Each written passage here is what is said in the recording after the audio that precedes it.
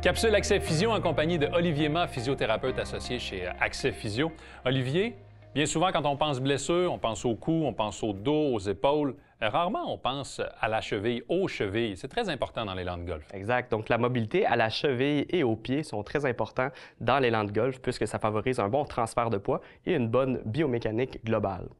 Parfois, il y a des gens qui ont des anciennes entorses et des anciennes blessures aux pieds, puis ne s'en rappellent plus, ça crée des raideurs, et puis après ça va impacter l'élan au golf. Donc, un fait intéressant qui a été étudié récemment, c'est la corrélation entre le squat complet et la position droite pendant l'élan. Donc, lorsque la cheville manque de mobilité, en descente de l'élan, souvent les talons vont vouloir soulever, et puis ça va mener à une extension hâtive du tronc, et ensuite la balle peut être mincée.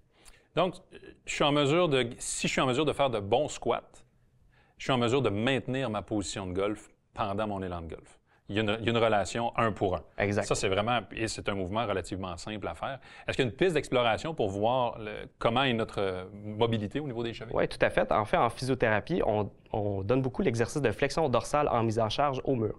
Donc, le principe ici, c'est de maintenir le talon au sol en tentant de venir porter le genou au mur. On tient un petit 2 secondes, puis on peut faire 3 séries de 10 répétitions 3 à 5 fois par jour facilement.